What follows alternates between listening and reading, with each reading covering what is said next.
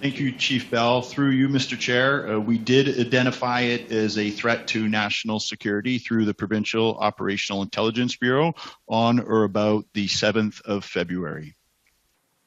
Okay, and I think the superintendent's evidence was that there were no threats that materialized, and it said there were no credible threats to national security. Do you agree with that?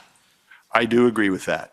I do agree with that. And that's a very important part and piece, is that when you move from strategic intelligence into operational and tactical intelligence and establishing thresholds for mandates and thresholds for charges, that further analysis needs to be done to determine whether it's credible and whether that threat actually came to fruition.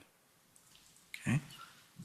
But I take it you're aware that once the February 7th Hendon report was published using the phrase potential threat to national security, CSIS and INSET contacted Superintendent Morris and were concerned with the use of that phrasing and that language in the Hendon reports.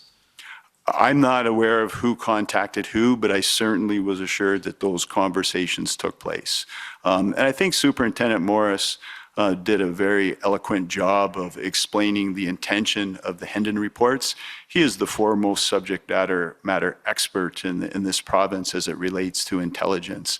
And I would have hoped that he would have described to the Commission that those reports were for strategic purposes, for decision-making and planning. And those references to possible threats to national security, I would suggest to any police leader, ought to be taken extremely seriously.